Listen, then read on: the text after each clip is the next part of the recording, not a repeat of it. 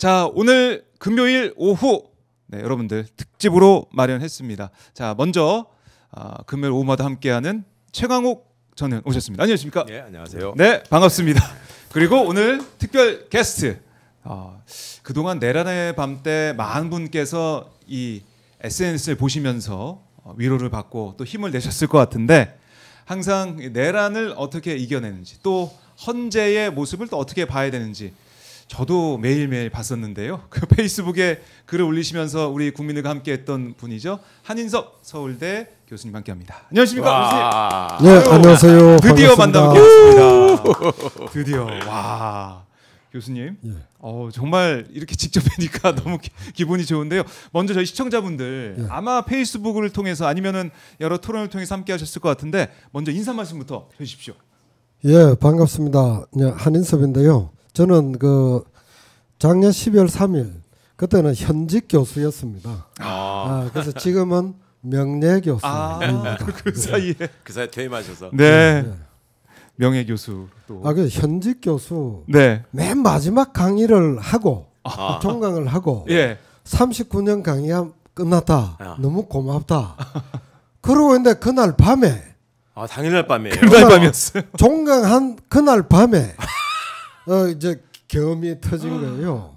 그러면서 예. 제가 대학 입학이 77년에 했는데 네. 그때 긴급 조치, 그 다음에 80년 계엄령 네. 해가지고 사실상 계엄령 시대 대학을 살았어요. 그런데 그동안 우리 국민들 피땀 흘린 노력으로 예. 극복해냈잖아요.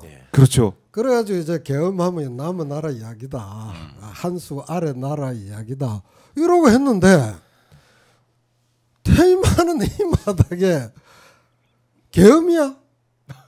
그래서 이것은 정면으로 싸워야 되겠다. 싸워서 깨치고 이겨야 된다. 예. 는 각오를 굳건하게 하고. 네. 근데 퇴임하는 무렵이 되니까 별로 겁이 안 나더라고요.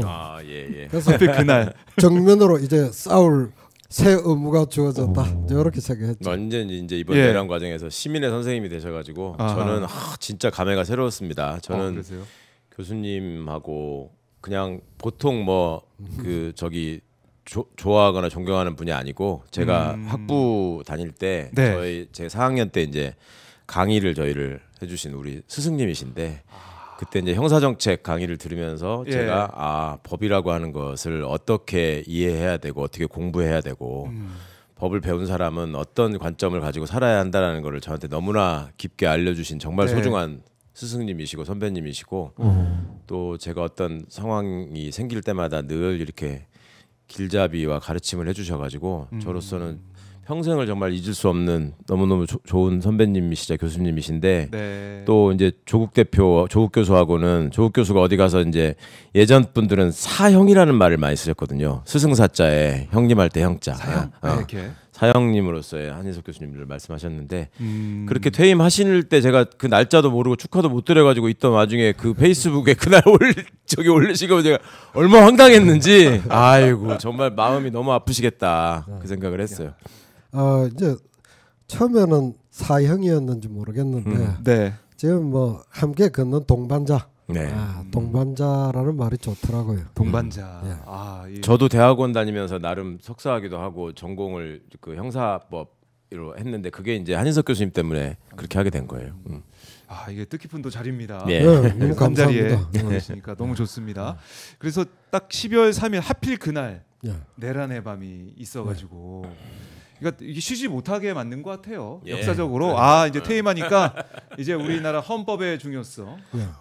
또 이 얼마나 윤석열 정권이 무도한지 이걸 좀 알릴 수 있게 그 길에 좀 나서라. 학부 때 예. 우리 이제 수업을 야외 수업을 하자고 학생들이 이렇게 날씨 좋을 때 말씀을 드리잖아요. 그럼 되게 꼭 그래요, 교수님들이 안 응해주잖아. 근데 그때마다 젊은 교수님이셔가지고 우리 데리고 나가가지고 그런 얘기를 해주셨어요. 내가 77년도에 대학 들어와서 80년 서울의 봄을 내가 대학에서 경험한 사람인데 네. 그때를 생각하면 너무너무 속상하고 아쉬운 게 많다. 특히 이제 서울역 회군 이런 얘기를 많이 하셨었어요. 그러니까 저로서는 그때 들었던 그 40년 전에 그 계엄 상황의 얘기를 교수님 정리를 하면서 지금 또 얘기를 하는 거야. 계엄 얘기를. 그때의 일이 다시 이번에 반복이 그렇죠. 되니까. 그러니까 그때 12월 3일 밤 10시 반이잖아요. 예. 맞아요. 이럴 때 이제 여의도로 달려가는 시민도 있었지만 네. 이 규정을 정확하게 해야 되겠다. 예. 해가지고 한마디로 딱 들어가야 되는 게 있잖아요. 네. 그래서 딱 한마디로 한마디. 대통령의 헌법 파괴 예.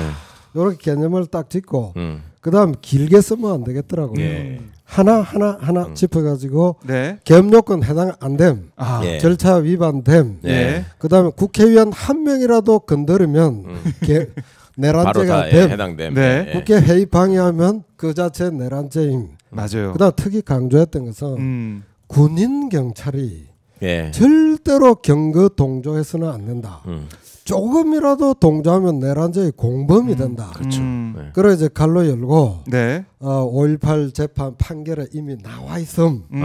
이렇게 해가지고 하나 하나를 그야말로 그 모든 관련되는 분에게 바로 딱 박히도록 하고 싶었어요. 예. 그렇게 해가지고 정리를 이제 헌법 파괴이고 내란 범죄이고라고 하는 것을 명료하게 규정짓고 저는 그걸 썼을 때 아니 이제 계엄 해제가 안 됐다고 해봐요. 예. 그렇죠. 그러면 그 그렇죠. 글로서 그대로의 제가 증거가 되죠. 바로 잡혀가잖아요. 예. 이럴 때 잡혀가는 거는 영광이다. 음. 정면으로 싸울 수 있는 무대가 생긴다는 거는 네. 법률가로서는 부딪힐 거야. 그 각오로 쓴 거지. 그냥 편안하게 그렇죠. 쓴 게 아닙니다. 예. 네. 그날 그렇게 하신 거는. 의원님은 그때 내란의 밤 때 예. 어디 이제 잡힐까봐 어디 딴데 가신다고. 저 그러니까 하도 도망가라고 막 갑자기 문자가 오고 예. 계엄이라고 그래가지고 처음에는 뻥인 줄 알았다가 예. 그때 어디서 텔레비전을 켜보니까 이제 KBS, MBC는 다 안 나왔어요 또.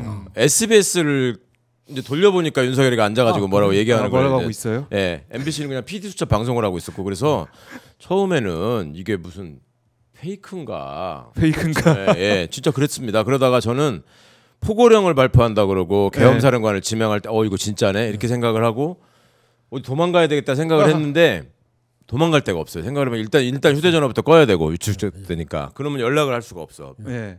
연락을 한다 해도 받는 사람이 나중에 또 고초를 겪을 거니까 그래서 진짜. 기왕에 저기 할 거면 사람들 제일 많은 데 가서 흔적이라도 남겨야 되겠다 해서 저는 바로 국회 앞으로 왔거든요. 국회 앞으로. 근데 교수님 계속 페이스북에 이렇게 포스팅 해주시는 걸 본 뒤에 제가 습관이 하나 생겼는데 요새 네.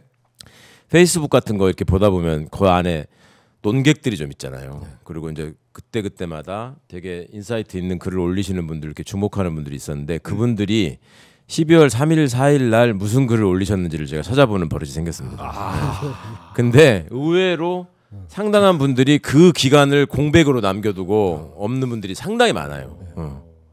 근데 우리 교수님께서는 정말 이렇게 용감하시게 그러니까 딱 대통령 헌법 파괴다. 아니 용감한 게 아니라 이 준엄하게 판단을 해야 돼요. 네. 준엄하고 정확하게 판단해야 예. 되는데 이거는 다행히 제가 그 5.18 12.12에 대하여 논문도 쓰고 책도 내고 예, 또 이제 그렇죠. 주장도 했기 알고 때문에 너무 잘 알고 이 계시죠. 네. 지적인 이제 축적이 완전히 되어 있었기 때문에 바로 반응을 할 수 있었던 겁니다. 수많은 또 그때 재심 사건들, 그 포고령 위반죄, 뭐 긴급조치 이런 거 다 정리하시고 하셔가지고 그래서 뭐 저에게 찾아온 책무이기도 하고 기회이기도 하고 네. 뭐 네. 그렇습니다.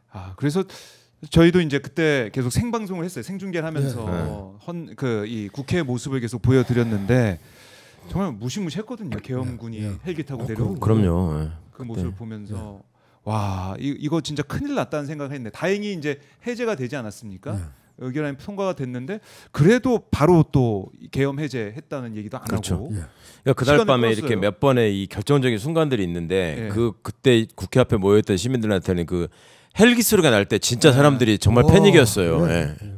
진짜 헬기가 날아온 거 뭐 이거 진짜네? 예. 이거 장난 아니네 이런 생각했거든요. 이제 정말 군정의 시대가 도래하나? 그러니까 이런 이제 공포감들이 막 오는데 네. 그럴 때 이제 정말로 놀랍게도 시민들이 바로 달려와서 예. 시민들이 국회를 지켜냈잖아요. 그렇습니다. 그러면서 국회의원들이 표결할 수 있는 시간을 확보해 줬잖아요. 예. 그래서 시민이 국회를 지켰고 네. 그다음 국회가 국민을 지킨 겁니다. 근데 이제 그다음에 많은 분들이 그 헌재 결정을 이야기하면서 시민들의 적극적인 행동 네. 일단 군경의 뭐 소극적인 이제 그 행동 저항 요까지만 이야기하는데 네. 한 가지를 간과하고 있어요. 어떤 거? 시민들은 적극적으로 막았고 군경들이 이제 소극적으로 저항을 하는 것으로 군대가 물러나지 않잖아요. 예. 군인들은 물러나는 행동이 있어야 합니다. 그렇죠. 예. 그런데 헌재 결정문에 한 구절이 정말 등골이 서늘하게 쫙 다가오는 구절이 있었어요. 네. 조성현 대령이 네. 예.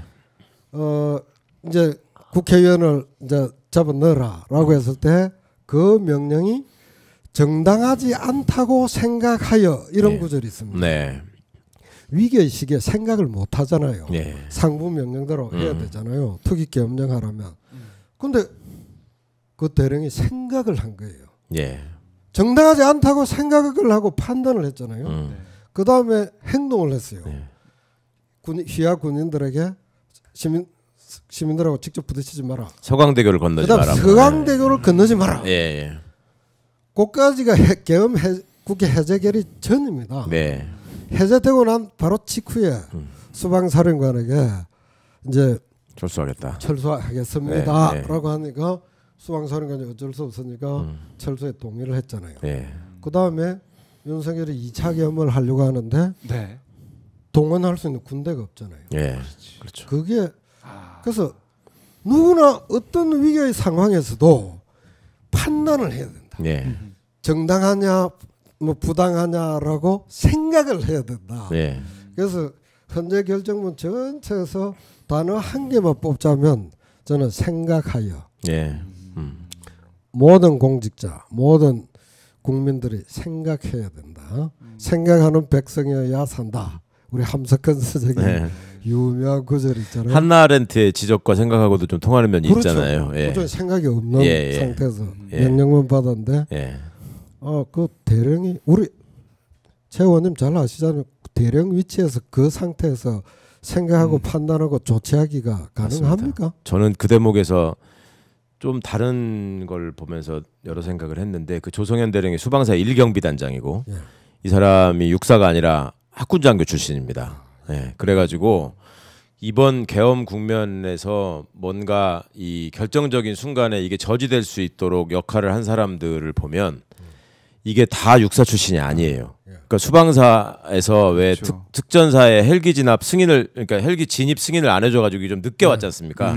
그때 그걸 담당한 사람은 3사 출신의 장교였고, 예, 이 조성현 대령이 그랬고 또 한 사람인데 지금 갑자기 제가 생각이 안 나는데 하여튼 그럴 때마다 그 조성현 대령이 또 굉장히 의미 있는 말을 했지 않습니까? 그 헌법재판소에 출석해서 증인 신문을 받을 때 증언을 하는 과정에서 윤석열 측의 대리인이 막 이렇게 자극을 하면서 몰아붙였단 말이에요. 그런 상황에서 그냥 너무나 평온하고 당당한 얼굴로 저는 지휘관입니다. 제 부하들이 저를 지켜보고 있습니다.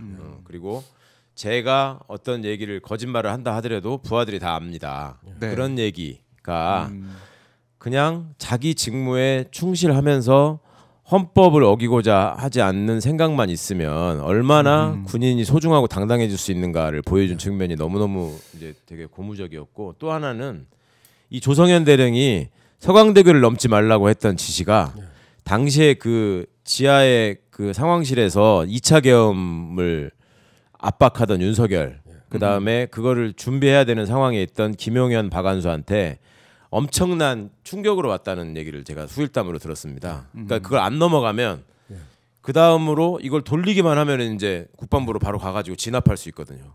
그러니까 오히려 계엄을 일으킨 자들을 진압할 수 있는 상황에 대해서 물론 조성현 대령이 거기까지 생각은 안 했겠지만 그런 의미를 저들에게 그런 두려움을 줬다라는 것만으로도 저는 정말 중요한 역할을 했다고. 네. 예, 그때 그러니까 대령급의 여러 이제 그 중요한 역할을 해야 되는 분들이 6사, 3사, 뭐 ROTC 예. 이렇게 이제 그 다양하게 돼 있잖아요. 그 좀 중요하구나 싶은 게 윤석열의 어떤 집단을 보면 이제 자꾸 우리 최 의원님이 그 설법된 내란과 이렇게 얘기하는데 아직 우리 대학에서 어느 교수도 박정희 뭐 전두환이 옳다는 이야기 한마디도 한 적이 없어요. 없는데 왜 그럴까 하니까 학연이 있습니다. 서울법대는 학연으로 쭉 이어지는 그렇죠. 육사도 그런 부분이 있고 육사도 그다음 이제 그렇고. 검찰 예. 검찰에 이제 들어가면 수십 년 동안 똑같은 사람들을 상하관계에서 만나잖아요. 위계적 상하관계에서. 근데 그 사람들이 수사라고 하는 굉장히 특수한 무기를 쥐고 있고 예. 네. 그다음 아주 특권적 집단을 예. 형성하잖아요. 그러니까 특권적이고 그러니까 서로 그 수평적인 이제 토론이라든지 수평적인 서로 다른 견해를 토의하는 없어요. 그 공동체가 되지 않습니다. 생각할 너 23기고 25기고 27기 예. 사이에 수십 년 동안 음. 그렇게 쭉 가보세요. 그러면 이견이 없어지게 됩니다. 예. 이견이 있으려면 서로 다양한 사람들이 거기 들어가 있어야 돼요. 예. 근데 그 이견이 없는데 지금 헌법재판소 구성을 보면 뭐 속칭 보수 네. 진보 등 다양하게 섞여 있잖아요. 남자 여자 섞여 있으니까 계속 토론을 해야 되는 거예요. 그래서 우리 사회 모든 작은 그 중요한 영향을 미치는 공동체는 네. 굉장히 다양한 사람들이 섞여 가지고 끈끈마다 어느 것이 합리적이냐 네. 어떤 것이 민주적이냐 하고 수평적으로 토론할 수 있는 공동체로 만들어내야 되겠다. 맞습니다. 예. 예. 국회는 찌죽 볶아도 여야라고 하는 것들을 각 지역의 출신이 있고 하니까 밤낮 싸우고 하면서도 뭔가를 예. 민의를 어느 부분씩 대변을 해내잖아요. 조금씩 양보하기도 근데 하고. 검찰은 그렇지 못했다. 그리고 윤석열의 이제 내각은 예. 같은 집단만 모았잖아요. 예. 다른 내각은 늘 여야 뭐 그다음 각 지역 해가지고 그렇게 해도 고소영이니 막 비판받고 하잖아요. 나름대로 좋아해도 예. 비판받는데 이 윤 대통령 뭐라고 이야기하는가 하면 너 최고 엘리트만 뽑으면 된다. 예. 그런 왜 안배 안 하겠다고 했잖아요. 맞아요. 그게 자기 괜찮다. 파멸로 몰아간 겁니다. 그러니까 그 그렇네요. 말씀 중에 다양성이 이제 없어. 그런 특징이 예. 나오죠. 이게 왜 이 반란 세력, 내란 세력과 반란군이 저런 짓을 벌일 수 있었느냐? 왜 서울법대와 육사가 그 중추에 있느냐? 이 점을 보면 공통된 특징이 교수님이 짚어주신 그 지점이에요. 자기들끼리의 위계가 굉장히 엄격하고 그 특권적인 어떤 그 무기 수단을 갖고 있고 그 다음에 외부 감시로부터 벗어나 있는 네. 끼리끼리 그냥 이렇게 동종교배를 통해서 더 열성 유점자만 이렇게 계속 이어받게 되는 네. 그런 것들이 있고 굉장히 출세지향적이고 권력지향적인 조직의 속성을 그 상명하복과 경직된 조직 구조의 특성 때문에 가질 수밖에 없었고 그리고 그렇네요. 과거에 또 쿠데타를 같이 가담해서 해봤던 또 전력이 있고 역사적 배경이 그러니까요. 그런 게 있고, 그러니까 생각을 안 하는 그런 집단이기도 그렇죠. 하고.